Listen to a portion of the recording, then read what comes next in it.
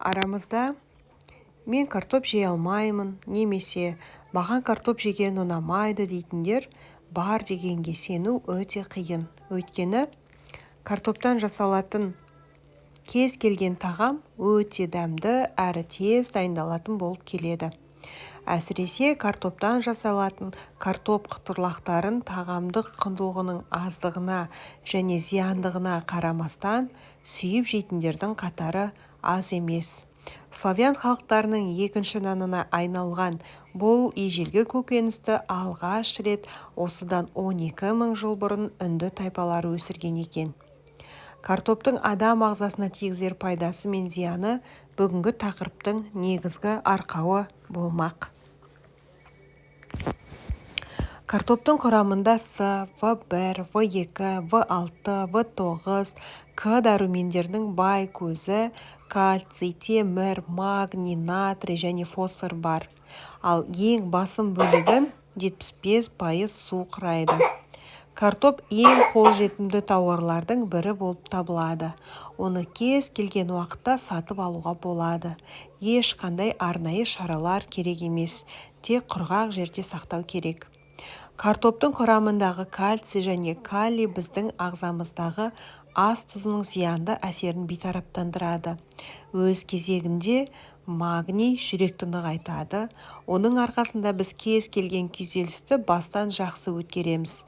Сондықтан картопты күйзеліске бой беретін адамдардың қолдануына кеңес беріледі.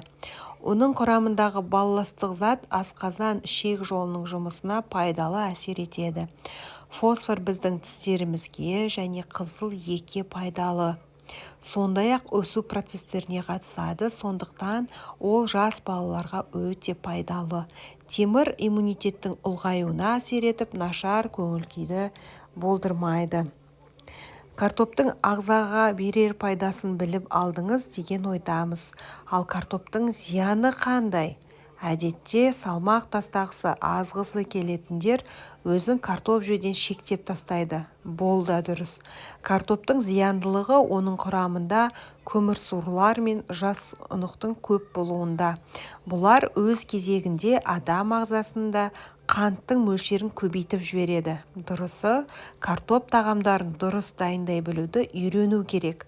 Картопты қуырғаннан гөрі қабығымен бірге қайнатып жегеніңіз және қуырылған картоптан аулақ болғаныңыз өзіңіз үшін пайдалы болмақ.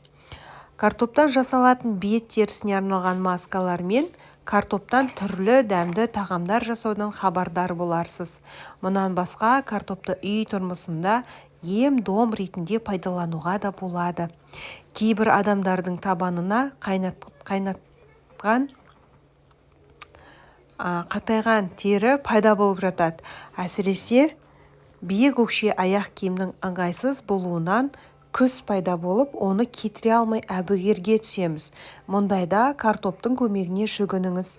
Табанға шикі картоп тарту арқылы ондағы қатайған теріні жұмсартуға болады. Ол үшін алдымен картопты үккіштен өткізу керек. Жарты стакан үгітілген картопқа 1 шай қасық бал қосып араластырасыз. Осыны дәкеге салып, қатайған терге жапсырасыз. Сыртынан шұлық күйіп, 2 сағаттай жүру керек. Мұндай рәсімді 2-3 рет қолданыңыз.